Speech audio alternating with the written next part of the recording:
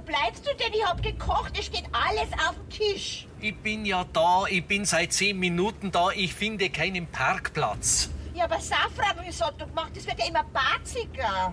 Warte mal. Moment.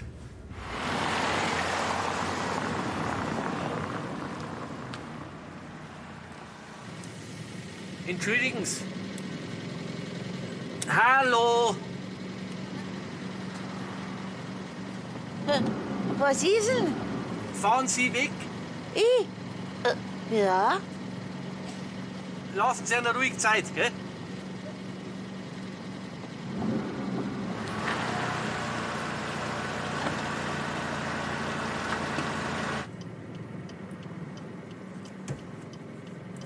Herr Gottsack.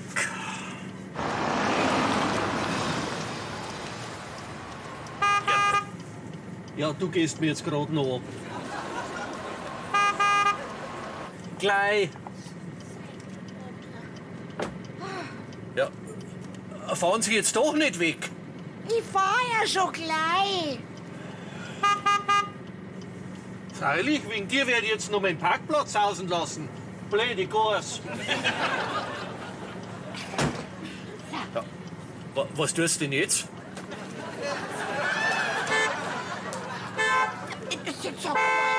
Ja, lauter Narrisch oder was?